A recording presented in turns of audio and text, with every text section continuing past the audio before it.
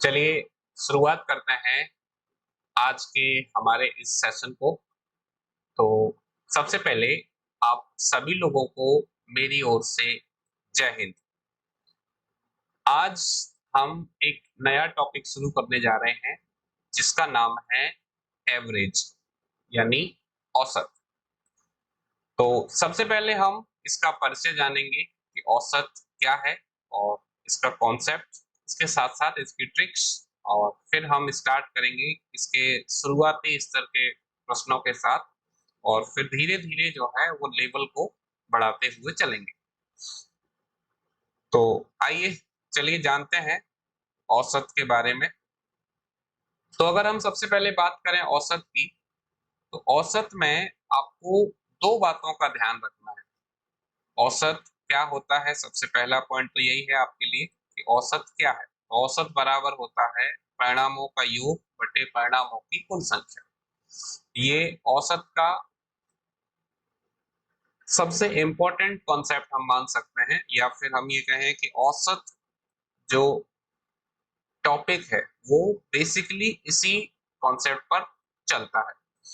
इसको अगर हम इंग्लिश में समझने की कोशिश करें तो क्या होगा, sum of all observation upon total number of observation. Total number of observations. तो औसत क्या है, जितने भी परिणाम आपको दिए हुए हैं उन सभी का योग, और अगर उन सभी के योग में परिणामों की कुल संख्या से अगर भाग दे दिया जाता है तो जो वैल्यू आती है वो औसत आती है। अब यहीं से अगर हम देखें तो मानकर चलो कि मुझे योग निकालना है, योग है ना।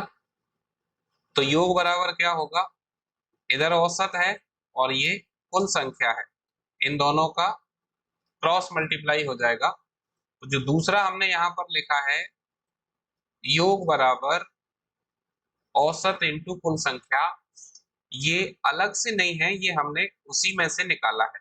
यानी जो हमने औसत यहाँ पर डिस्कस किया था कि औसत क्या है, परिणामों का योग बटे परिणामों की कुल संख्या, इसी में से अगर योग की बात की जाए तो योग बराबर क्या होगा, औसत इंटू कुल संख्या। क्लियर। तो अगर ये दो बातें आप ध्यान रखते हो, इन दो बातों से हम औसत को कॉन्सेप्ट वाइज केवल इन दो चीजों से ही पूरा सॉल्व कर सकते हैं। इसके अलावा जब इसमें बात की जाए ट्रिक्स की, तो ट्रिक्स पे आते हैं। ट्रिक्स में आप देखिए, पहली जो ट्रिक है हमारे पास, ट्रिक नंबर 1, ये क्या है, औसत बराबर पहली संख्या प्लस अंतिम संख्या अपॉन 2। यानी क्वेश्चन जब सीरीज बेस्ड होते हैं, गुणनखंड पर आधारित क्वेश्चन होते हैं, गुणज पर आधारित क्वेश्चन होते हैं, तो उन सभी क्वेश्चंस में हम इस ट्रिक को यूज कर सकते हैं। जैसे प्राकृतिक संख्याएं हो गई, सम संख्या, विषम संख्या, तो उन सभी पे ये ट्रिक काम करती है। दूसरा यहाँ पर दिया गया है, औसत हमेशा बीच वाली संख्या होती है। अब एक बात जो ध्यान देने वाली है, यानी जो हमारे लिए नोट पॉइंट रहेगा, वो ये है कि ये दोनों की दोनों ट्रिक जो है वो हमेशा काम नहीं करती है। यानी हम यहाँ पर एक स्टार बना लेते हैं, ये कंडीशनल है, और ये काम कब करेंगी, जब अंतर समान हो। यानी जब संख्याओं के बीच का जो अंतर है वो समान होगा, तब ये दोनों ट्रिक्स काम करती हैं। अगर अंतर समान नहीं है तो फिर ये ट्रिक्स काम नहीं करेंगी। फिर ऐसी स्थिति में हमें कॉन्सेप्ट यूज करना पड़ेगा। अगर अंतर समान है तो कॉन्सेप्ट से जाने की बजाय अगर हम ट्रिक्स से जाएंगे तो हमारे लिए काफी आसानी होगी और हम काफी कम समय में अपने क्वेश्चंस को बना पाएंगे। ठीक है। तो पूरे चैप्टर में हम जितने भी टाइप पढ़ेंगे, पूरे चैप्टर में हमें इन चार बातों का ध्यान रखना है, जिसमें दो हमारे लिए कॉन्सेप्ट हैं और दो हमारे लिए ट्रिक्स हैं। ये चार बातें अगर आप ध्यान रखते हो तो केवल इन चार पॉइंट्स पर ही हम औसत के सभी लेवल के क्वेश्चंस को बना सकते हैं। ठीक है।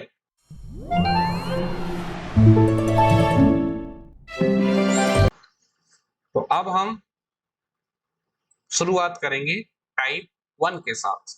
टाइप 1 की बात करें तो मैं आपको बताऊं, टाइप 1 जो है ये काफी इंपॉर्टेंट टाइप है। यानी मोस्टली अगर हम बात करें तो ये जो टाइप है ये बहुत इंपॉर्टेंट है, और यहाँ पर आपको लगभग लगभग आपके एग्जाम में टाइप 1 से क्वेश्चन मिलने की जो संभावना है वो काफी अधिक रहती है। अब ये टाइप 1 का नाम क्या है आप देखें, इसको हमने नाम दिया है सामान्य संरचना पर आधारित। अब ये सामान्य संरचना क्या है? सामान्य संरचना का सीधा सीधा मतलब है कि औसत का जो कॉन्सेप्ट है, यानी औसत क्या होता है, योग क्या होता है, इसे बोलते हैं सामान्य संरचना, है ना। यानी ये क्वेश्चंस आपको कैसे पूछे जाएंगे, या तो औसत से संबंधित पूछे जाएंगे या योग से। तो इसी को हम क्या बोलते हैं, सामान्य संरचना पर आधारित। इसे हम ये भी कह सकते हैं कि जो जनरल स्ट्रक्चर है, औसत का जो जनरल स्ट्रक्चर है उस पर बेस्ड जो क्वेश्चंस हैं उनको हम सामान्य संरचना में पढ़ते हैं। तो क्वेश्चंस की शुरुआत करते हैं और पहला क्वेश्चन देखते हैं। पहला क्वेश्चन हमारे पास क्या है, 60 मानों का औसत 40 है तथा 40 मानों का औसत 60 है। सभी मानों का औसत क्या है? यानी यहाँ पर आपको क्या बताना है, सभी मानों का औसत निकालना, जिसमें आपको क्या दिया है, 60 मानों का औसत 40 दिया है और 40 मानों का औसत 60 दिया है। तो सबसे पहले आप समझिए इसके कॉन्सेप्ट को। इसके लिए तरीका क्या है, हमें निकालना क्या है, औसत। और आपको मालूम है कि औसत बराबर क्या होता है, परिणामों का योग बटे परिणामों की कुल संख्या, यही है। और योग कैसे निकलता है, योग बराबर होता है औसत इंटू कुल संख्या, है ना। तो अगर 60 मानों का औसत 40 है तो योग कितना होगा, योग हो जाएगा आपका 60 इंटू 40, है ना, प्लस 40 मानों का औसत 60 है तो योग कितना हो जाएगा 40 इंटू 60। अब नीचे क्या लेते हैं, परिणामों की कुल संख्या। तो कुल परिणाम कितने हैं, 60 पहले हैं और 40 फिर है, तो 60 प्लस 40 टोटल हो जाएंगे 100। अब यहाँ पर हम इसको सॉल्व करते हैं तो ये कितना हो जाएगा, ये 60 इंटू 40 करोगे 2400 प्लस 40 इंटू 60 करोगे तो 2400। 2400 प्लस 2400, ये आपके पास हो जाएगा 2400 और ये भी हो जाएगा 2400 और टोटल हो जाएगा 100। तो ये कितना बन जाएगा, 2400 2400 4800। 4800 में भाग देना है 100 से, तो दो जीरो से दो जीरो कैंसिल हो जाएंगी, क्या बचेगा हमारे पास 48। यानी जो आंसर आएगा वो क्या आएगा, ऑप्शन बी। अब ये तो बात हो गई कॉन्सेप्ट की कि अगर हम कॉन्सेप्ट से करते हैं तो कैसे क्वेश्चन को करना है। लेकिन आपको मालूम है कि कॉम्पिटिटिव एग्जाम्स हमारे जितने भी हैं उसमें कहीं ना कहीं स्पीड का एक बहुत बड़ा रोल है। तो उसके लिए ट्रिक्स अगर हमें आती हैं तो ये और भी बेहतर रहेगा, क्योंकि ट्रिक्स जो है वो टाइम सेवर्स होते हैं, यानी हमारा टाइम हमेशा बचाती है, टाइम सेविंग हम मान सकते हैं। तो मेरे ख्याल से कॉन्सेप्ट में तो कहीं कोई परेशानी किसी को होगी नहीं। हमने क्या किया, 60 मानों का औसत 40 दिया था तो सबसे पहले योग निकाला, है ना। 60 इंटू 40 किया, फिर 40 का 60 दिया था तो फिर यहाँ से योग निकाला, तो योग प्लस योग किया तो कुल योग, और नीचे 60 और 40 कुल संख्या। तो औसत में हमने क्या यूज किया, परिणामों का योग बटे परिणामों की कुल संख्या। ये तो बात हो गई हमारे कंसेप्ट की। अब हम जान लेते हैं इसकी ट्रिक, ठीक है। अब ट्रिक को आप ध्यान से समझना, क्योंकि यहाँ पर हमें ऐसी संख्या दी गई हैं जो कॉन्सेप्ट से भी तुरंत सॉल्व हो रही है, पर कभी कभी एग्जाम में ऐसे क्वेश्चंस आते हैं जहां पर ट्रिक्स अगर आपको आती हैं तो आपके लिए काफी अच्छा रहता है। तो अब आप देखो इसकी ट्रिक ट्रिक क्या होगी वो समझो। अब ट्रिक कैसे काम करती है आप देखें। आपको क्या करना होगा, औसत आपको पहले कोई संख्या माननी पड़ेगी। जैसे 60 मानों का औसत 40 दिया है और 40 मानों का औसत 60 दिया है, यानी आपको दो औसत दिए हैं, दोनों में से किसी एक को आप औसत मान लीजिए, है ना। तो मैं आपको दोनों को एक एक बार मानकर बताता हूँ। जैसे मानकर चलिए कि मैंने सभी परिणामों का औसत 40 मान लिया, 40, ठीक है। अब अगर मैंने 40 माना है तो आप देखो कि जो दूसरा औसत है वो 60 है, इसका मतलब दूसरा वाला ज्यादा है तो प्लस। अब मैंने औसत माना है 40, जबकि अगला जो औसत दिया है वो 60 दिया है, तो ये कितना अधिक दिया है, 20 अधिक है। अब ये जो 60 औसत है ये कितने मानों का है, 40 मानों का, तो 20 इंटू 40, यानी इतने का डिफरेंस आ जाएगा 20 इंटू 40 का। अब इतने का डिफरेंस नीचे तो हमेशा क्या ले लेंगे, परिणामों की कुल संख्या, तो इतने का डिफरेंस कितनी संख्याओं पे आ रहा है, तो 60 मान पहले हैं, 40 मान फिर हैं, तो 60 और 40 कितने हो जाएंगे, 100, यानी 100 परिणामों पर इतना अंतर आ रहा है। अब क्या करेंगे, दो जीरो से दो जीरो कैंसिल कर लेंगे, तो यहाँ पर क्या बचा, यहाँ पर बचा 40 प्लस 4 दूनी 8, 40 और 8, आंसर कितना आ गया, 48। तो इस तरीके से भी आप जो है फास्ट आंसर ला सकते हो जहां पर आपका टाइम बच सकता है, ठीक है। अब मानकर चलो एक दूसरा स्टूडेंट ये चाहता है कि नहीं सर आपने 40 माना, मैं तो इसको 60 मानकर करना चाहता हूँ। तो अगर कोई स्टूडेंट इसे 60 मानता है, सॉरी 60 मानेगा, तो कैसे, क्योंकि यहाँ आप समझिए औसत की दो वैल्यू दी है, एक 40 दी है और एक 60 दी है। तो अब एक बार तो मैंने आपको इसे 40 से कराया, अब आप इसको 60 से समझिए। जैसे मानकर चलो कि हमने मान लिया कि सभी संख्याओं का औसत 60 है, लेकिन हम देख रहे हैं कि दूसरा औसत तो 40 है, इसका मतलब अगर हम इसकी कैलकुलेशन करेंगे तो औसत कम आएगा, तो दूसरा वाला कम है तो माइनस, कितना कम है, 20 कम है। अब ये कितनी संख्याओं का था, 60 संख्याओं का था, तो 20 इंटू 60, यानी इतना कम रहेगा। अब इससे, अब जैसे 20 इंटू 60 ये क्या है, ये तो आपका योग है। अब इससे औसत पे क्या अंतर आएगा, औसत के लिए हम क्या करेंगे, परिणामों की कुल संख्या, तो 60 ये है और 40 ये है, तो कुल संख्या कितनी हो जाएंगी, 60 और 40, 100। कैंसिल करोगे, जीरो से जीरो कैंसिल हो जाएंगे दोनों, क्या बचेगा, यहाँ पर आपको मिलेगा 60, माइनस 2 इंटू 6 करोगे तो 12, 60 में से 12 माइनस किए कितना बचेगा, 48। क्लियर, यानी इसको मैं यहां से रफ कर देता हूं, चाहे तो आप 40 मानकर करें या 60 मानकर, दोनों ही स्थिति में आप आंसर तक बहुत जल्दी से पहुंच सकते हो, यानी काफी कम समय में आप अपना आंसर निकाल सकते हो। बस अब जब ये ट्रिक मैंने आपको बताई है तो जरूरत है कि आप इस पर प्रैक्टिस जरूर करना है ना, जो अच्छे से प्रैक्टिस कर लेगा वो बहुत कम समय में इस ट्रिक से अपने क्वेश्चन को सॉल्व कर पाएगा। क्लियर है बात, चलिए अगला क्वेश्चन देखते हैं, क्वेश्चन नंबर 2।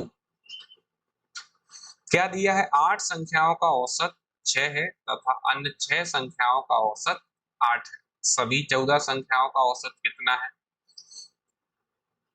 सबसे पहले हम जान लेते हैं कि इसका कंसेप्ट क्या रहेगा, ठीक है। तो औसत बराबर क्या होता है, औसत बराबर है परिणामों का योग बटे परिणामों की कुल संख्या। तो और योग बराबर क्या है? योग बराबर है औसत इंटू कुल संख्या। तो 8 संख्याओं का औसत कितना है? 6। और संख्या कितनी है? 8 प्लस दूसरे केस में औसत कितना दिया है? 8 और संख्या कितनी है? 6। तो ये तो हो गया योग।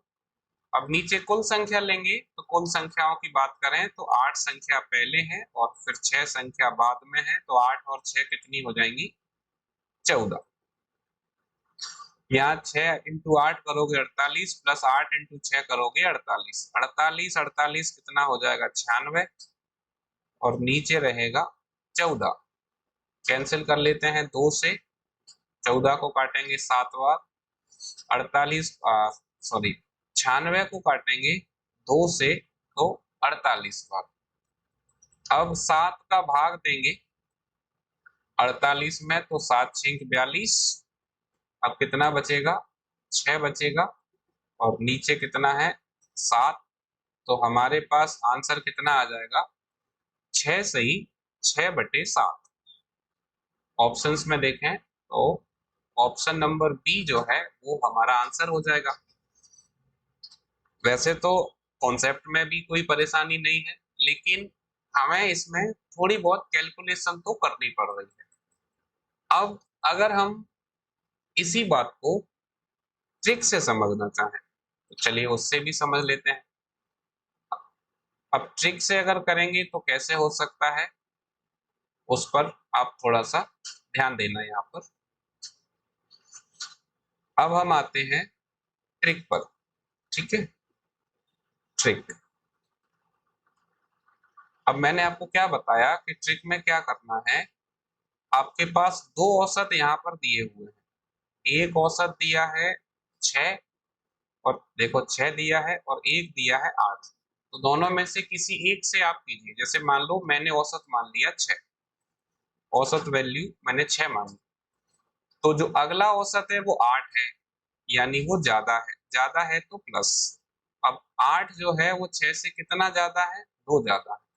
अब ये कितनी संख्याओं के लिए है? 6 संख्याओं के लिए, तो इंटू 6। अब कुल संख्याएं कितनी है?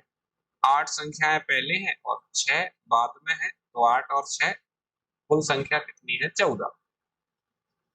अब इसे अगर कैंसिल करेंगे तो 2 से 14 को कैंसिल कर देंगे 7 बार। 6 ये है प्लस 6 बटे 7 ये है, तो आंसर क्या हो जाएगा? 6 सही 6 बटे 7। तो हम देख सकते हैं कि कहीं ना कहीं ट्रिक जो है वो टाइम हमारा बचाती है। तो टाइम सेविंग ट्रिक्स जो है वो आपको काफी मदद कर सकती हैं। अब मैंने आपको बताया कि दोनों वैल्यू से आप इसको निकाल सकते हो। अब कोई दूसरा स्टूडेंट दूसरी वाली वैल्यू से निकालता है तो कैसे निकालेंगे आप देखो। मानकर चलो कि औसत मान लिया 8 दूसरा वाला, तो जो एक और संख्या है औसत की वो 6 है। तो 8 से 6 जो है वो कम है तो माइनस कितना कम है? 2। और कितनी संख्याओं पे कम है? 8 संख्याओं के लिए कम है। और टोटल संख्या कितनी है?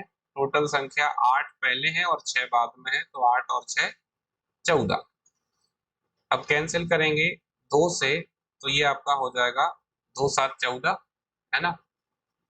अब या तो ऐसे कर लो यहाँ से 7 8 56 और 56 में से 8 माइनस कर दोगे तो 48 बटे 7, तो 7 6 42 और बचा 6।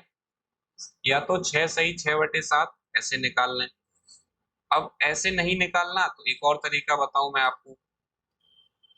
यहाँ पर एक और तरीका समझिए।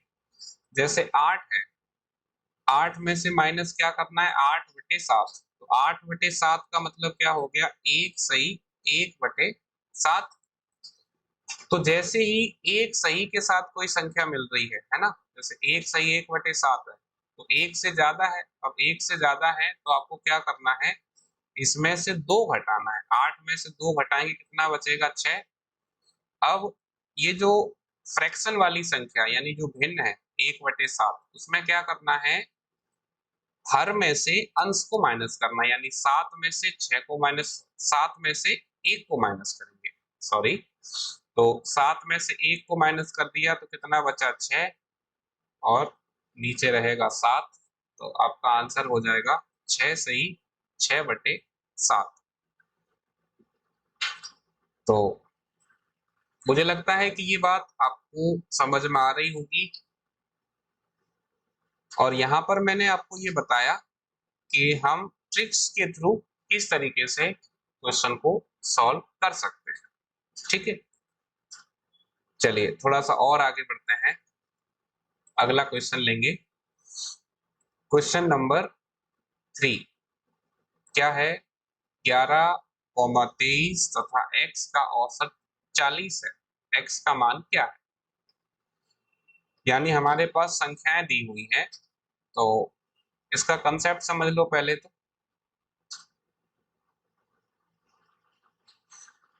3 संख्याएं हैं, इनका औसत 40 दिया है, तो इनका योग क्या करना है, 11 प्लस 23 प्लस x, ये योग है। और आपको मालूम है योग बराबर क्या होता है, औसत इंटू कुल संख्या। तो औसत है 40, कुल संख्या कितनी है, 3। इसका मतलब ये हुआ कि इन सभी संख्याओं को जोड़कर 120 के बराबर आना चाहिए। मैंने क्या किया पहले स्टेप में, आप ध्यान से समझें, योग को योग के बराबर रखा। तो इसको जोड़ लेते हैं, कितना हो जाएगा, ये 11 और 23 को जोड़ेंगे तो ये हमारा बन जाएगा 34, 34 प्लस x बराबर ये कितना हो जाएगा, 120। अब 34 को उस तरफ ले जाएंगे तो x की वैल्यू क्या मिलेगी, 120 माइनस 34। अब 34 अगर माइनस करेंगे 120 में से तो कितना बच जाएगा, ये बचेगा हमारे पास 86 है ना। इसका मतलब ये हुआ कि x की जो वैल्यू है वो कितनी है, 86 तो हमारा जो आंसर आएगा वो कितना आएगा, 86 आएगा। ठीक है, तो अब एक तरीका तो हमारे पास ये है कॉन्सेप्ट का। अब अगर हम बात करें ट्रिक की, तो ट्रिक में आपको क्या करना है, अब हम इसकी ट्रिक देख लेते हैं। ठीक है, ट्रिक, तो हमें क्या बताना है, x का मान बताना है। अब औसत कितना है, औसत 40 है, तो मैंने माना कि x का जो मान है वो औसत मान ही है, यानी x का मान 40 है, क्योंकि सबका औसत 40 है। इसका मतलब यह है कि x का मान कम से कम 40 तो होना ही चाहिए। अब ये देखें कि बाकी की जो दो संख्या बची वो 40 से कम है कि ज्यादा। अगर कम है तो जो डिफरेंस आएगा वो x में बढ़ जाएगा, अगर ज्यादा है तो इसमें से कम हो जाएगा। अब जैसे 11 है, हमने औसत माना 40 और एक संख्या 11 है, तो 11 जो है वो 40 से कम है, कितना कम है, आपको ये देखना है कि 11 जो है वो 40 से कितना कम आ रहा है। तो हम ये समझ सकते हैं कि ये 29 कम है, इसका मतलब इसका जो 29 है वो किसको मिल जाएगा, x को। 23 भी 40 से कम है, तो इसका जो बाकी का बचा हुआ हिस्सा है वो किसको मिल जाएगा, x को मिल जाएगा। तो ये कितना मिलेगा, 17 मिल जाएगा। यानी x की जो वैल्यू है वो 29 और 17 ज्यादा आएगी उससे जो आपने वैल्यू यहाँ पर मानी है। तो अब हम यहाँ देखें 7 और 9 इसको ऐड करते हैं तो ये कितना हो जाएगा, 16। इसके बाद यहाँ देखो 4 2 6 और 1 7 और एक यहाँ से तो 8। x की जो वैल्यू है वो हमारे पास कितनी आ जाएगी, 86। यानी कुल मिलाकर क्या करना है, आप इसको दोबारा से समझिए। जैसे जो औसत है, सबसे पहले तो वो औसत मान लिखना है। अब बाकी की जो संख्या बची, जैसे ये दो संख्या बची, अब ये देखना है ये औसत से कम है कि ज्यादा। अगर ज्यादा है तो आपको क्या करना है, जैसे अगर ज्यादा मान आ रहा है तो फिर जो आपने x निकालना है उसमें से कम होगा, और अगर कम आ रहा है मतलब सबका औसत 40 है तो इस संख्या को 40 होना चाहिए था, ये 11 है, तो जो बाकी का 29 है अब वो कहाँ चला जाएगा, x के पास। ये 23 है तो बाकी का जो 17 बचा वो कहाँ चला जाएगा, x के पास। और अगर ये ज्यादा होते, जैसे मान लो इसका मान 11 की बजाय 51 होता, तो फिर माइनस कहाँ से करते, किसमें से लेते, x में से। आ रही बात समझ में? तो ये ध्यान रखना है कि ट्रिक्स जो है वो किस तरीके से काम करती है, ठीक है। तो अगर कॉन्सेप्ट की बात करें, जिनको कॉन्सेप्ट जो है वो ठीक से समझ में आया वो कॉन्सेप्ट को देखें, जिनको ट्रिक जो है ठीक से समझ में आती है वो ट्रिक को देखें। कुल मिलाकर ये है कि हमें अपना समय बचाना है और जल्दी से जल्दी आंसर लाना हमारा एकमात्र उद्देश्य होना चाहिए, ठीक है। क्लियर है ये बात? चलिए अब हम थोड़ा सा और आगे चलेंगे और अगला क्वेश्चन लेंगे, क्वेश्चन नंबर 4। अब क्वेश्चन नंबर 4 में क्या दिया है, परितोष ने क्रिकेट मैचों की लगातार पारियों में 47, 34, 42, 0, 17 और 64 रन बनाए, तो उसकी प्रति पारी औसत संख्या क्या है। यानी सीधे सीधे आपसे औसत पूछा जा रहा है, औसत। और आपको मालूम है कि औसत बराबर क्या होता है, परिणामों का योग बटे परिणामों की कुल संख्या। तो जितनी भी संख्या है पहले तो एक बार क्या करें, इन सबको जोड़ लेते हैं। क्या है, 47 है, 34 है, इसके अलावा 42 है, और एक पारी में जीरो भी बनाए हैं तो जीरो भी जो है एक पारी काउंट की जाएगी। इसके अलावा 17 है और फिर 64 है। इन सबको जोड़ें, कितना हो जाएगा, 7 4 11, 11 2 13, 13 7 20, 20 और 4 24। अब यहाँ से 2 बचेगा, तो 2 और 4 6, 6 और 3 9, 9 और 4 13, 13 और 1 14, 14 और 6 20, यानी टोटल जो योग है वो कितना आ गया, 204। अब अपॉन में क्या लेते हैं, परिणामों की कुल संख्या। तो आप देखो कितनी पारी खेलनी, 1 2 3 4 5 6, तो 6 पारी खेलनी, तो 6 आ जाएगा आपका नीचे। अब इसमें ज्यादातर स्टूडेंट जो गलती करेंगे वो क्या करेंगे कि वो जीरो को जो है ना तो ऐड करेंगे, क्योंकि जीरो के ऐड करने से कोई फर्क तो पड़ेगा नहीं, और वो जीरो को पारी में भी काउंट नहीं करेंगे, तो वो 6 की बजाय 5 पारियां यहाँ पर ले लेते हैं, इस वजह से गड़बड़ होती है। तो अब क्या करना है, भाग देंगे, तो 6 का भाग 2 3 बार जाएगा, 6 3 18। अब इसके बाद कितना बचा, 2, तो 24 हो जाएगा, 4 बार जाएगा, 6 चौक 24। इसका मतलब जो औसत निकल कर आएगा वो कितना आ जाएगा, 34 34। क्लियर? तो इस तरीके से हम इसे आसानी से कर सकते हैं। थोड़ा सा और आगे चलते हैं, अगला क्वेश्चन लेंगे, क्वेश्चन नंबर 5। क्या है, यदि 18, 15, x, 22, 28 और 31 का औसत 21 है, तो x का मान क्या है। अभी आप देखो थोड़ी देर पहले हमने x का मान निकाला था और ये इसी आधार पर क्वेश्चन किया था, पर यहाँ पर केवल 3 संख्याएं थी, अब यहाँ संख्याएं थोड़ी सी ज्यादा है। तो मैंने आपको 2 तरीके बताए थे इस क्वेश्चन में, कॉन्सेप्ट भी बताया था और ट्रिक भी बताई थी, दोनों ही तरीकों को यहाँ पर भी देखेंगे। तो सबसे पहले हम बात कर लेते हैं कि इसके लिए कंसेप्ट क्या होगा, ठीक है। कंसेप्ट की बात करेंगे सबसे पहले। तो क्या करना है, योग निकालेंगे तो सब संख्याओं को जोड़ना होगा। तो संख्या क्या क्या है, 18 plus 15 plus x plus 22 plus 28 plus 31 कितनी हो गई? 1 2 3 4 5 6 बराबर औसत कितना दिया है? 21। तो योग बराबर होता है औसत इंटू कुल संख्या, जितनी संख्याएं हैं उसका गुणा कर। ठीक है, अब दूसरे स्टेप में क्या करना है? आपको जोड़ लेना है। तो जोड़ें, 1 और 8 9, 9 और 2 11, 11 और 5 16, 16 8 24, 24 की 4। अब यहाँ से 3 और 2 5, 5 और 2 7, 7 और 2 9, 9 और 1 10, 10 और 1 11। तो ये कितना हो जाएगा? 114 प्लस x बराबर यहाँ पर गुणा करोगे तो ये हो जाएगा 126। ठीक है, अब x की वैल्यू कितनी आ जाएगी?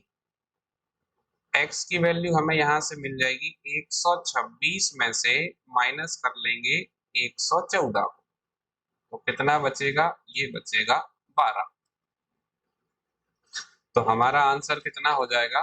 x बराबर 12। अब ये तो बात हो गई तरीके की कि कॉन्सेप्ट क्या है इस क्वेश्चन को सॉल्व करने के लिए। अब अगर हम बात करें कि इसके लिए ट्रिक क्या है, तो मैंने आपको ट्रिक समझाई थी, एक बार आप इस पे फिर से ध्यान देना ट्रिक पे कि ये किस तरीके से ट्रिक काम करेगी। ठीक है, तो ट्रिक के लिए क्या करना है?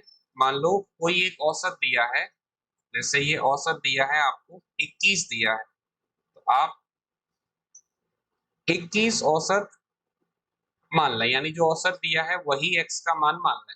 उसके बाद क्या करना है? उसके बाद आपको इसमें अंतर लेना है,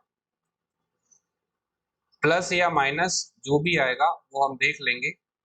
आपको ये देखना है कि इसमें कुछ बढ़ के मिलेगा या घट के मिलेगा।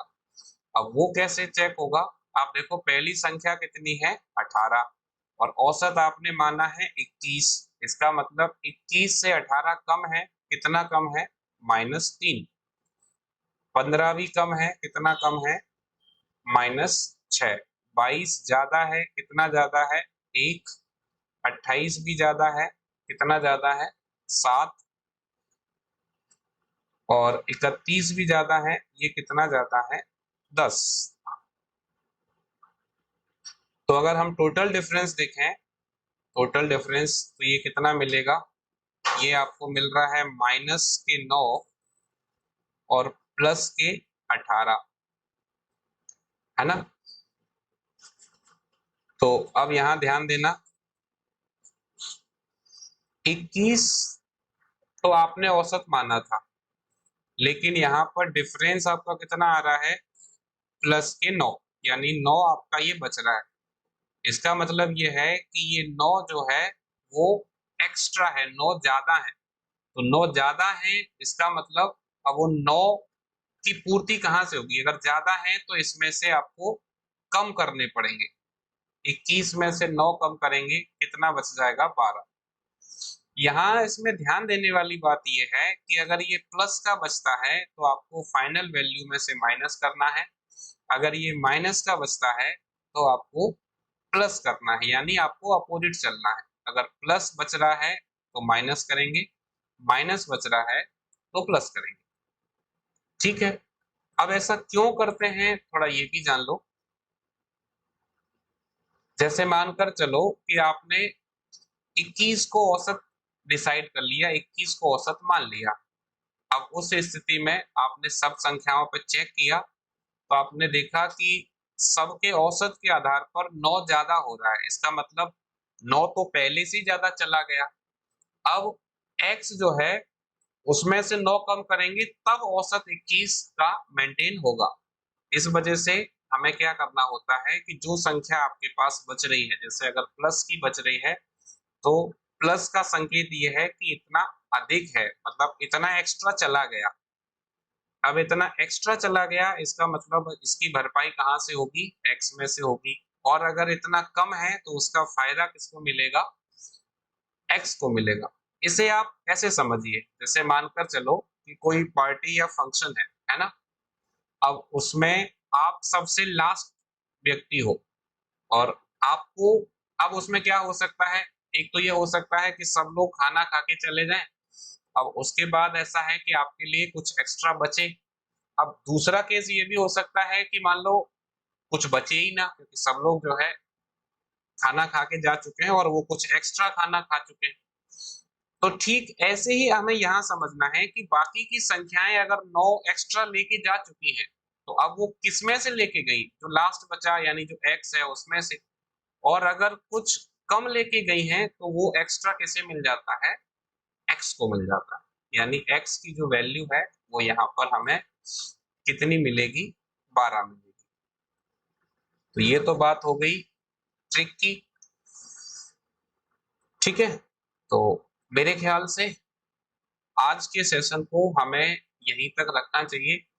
आप जो है इसको अच्छे से प्रैक्टिस करें और प्रैक्टिस करने के साथ साथ आपको क्या करना है, इस टाइप के और भी क्वेश्चंस जो आपको बुक्स में या जहां से आप जो है क्वेश्चंस को प्रैक्टिस करते हो वहां से आप इसको ऐसे क्वेश्चंस को बनाकर देखें, और दोनों तरीके से बनाकर देखें, कॉन्सेप्ट से भी और ट्रिक से भी। तो थोड़ा सा हम एक बार रिव्यू कर लेते हैं कि हमने आज क्या क्या सीखा। तो सबसे पहले तो मैंने आपको दो कॉन्सेप्ट समझाए कि औसत क्या है और योग क्या है। उसके बाद हमने देखा कि ट्रिक्स, हालांकि ट्रिक्स की अभी हमें जरूरत नहीं पड़ी है लेकिन आगे पड़ेगी, इसके रिगार्डिंग मैंने आपको ये ट्रिक्स बताई थी। फिर इसके बाद हमने टाइप 1 को लिया। टाइप 1 में सामान्य संरचना यानी जो जनरल क्वेश्चंस होते हैं वो, पहला क्वेश्चन मैंने आपको कॉन्सेप्ट से बताया और इसकी ट्रिक भी मैंने आपको समझाई। फिर दूसरा क्वेश्चन ये भी हमने कॉन्सेप्ट से किया, साथ ही साथ ट्रिक से भी किया, आपको प्रैक्टिस करना है। ऐसे काफी क्वेश्चंस आपको देखने को मिलेंगे अलग अलग सीट्स में, अलग अलग नोट्स में, अलग अलग किताबों में। तीसरा क्वेश्चन कॉन्सेप्ट और ट्रिक दोनों से बताया और दोनों ही आपके सामने है। फिर क्वेश्चन नंबर 4 ये सीधा क्वेश्चन था तो हमने डायरेक्ट कर लिया इसको। फिर क्वेश्चन नंबर 5 इसको हमने योग के नियम से किया, यानी पहले हमने इसको कॉन्सेप्ट से भी समझा कि क्या हमें आंसर मिल रहा है कॉन्सेप्ट से, और फिर हमने देखा कि इसमें अगर ट्रिक लगानी हो यानी थोड़ा सा अगर फास्ट जाना हो तो क्या तरीका हो सकता है उसके लिए, ठीक है। तो फिलहाल आज के लिए बस इतना ही। और मैं आपको एक और बात बता दूं कि ये अभी टाइप 1 पूरा नहीं हुआ है, ये इसका पार्ट 1 है। अगले क्लास में हम इसका पार्ट 2 कवर करेंगे। तो अभी टाइप 1 में हमें काफी क्वेश्चंस और देखने होंगे जिनको हम देखेंगे हमारे अगले सेशन में। तो तब तक के लिए आप सभी लोगों को बहुत बहुत धन्यवाद इस सेशन से जुड़ने के लिए, और आप सभी को एक बार फिर से मेरी ओर से जय हिंद। Thank you.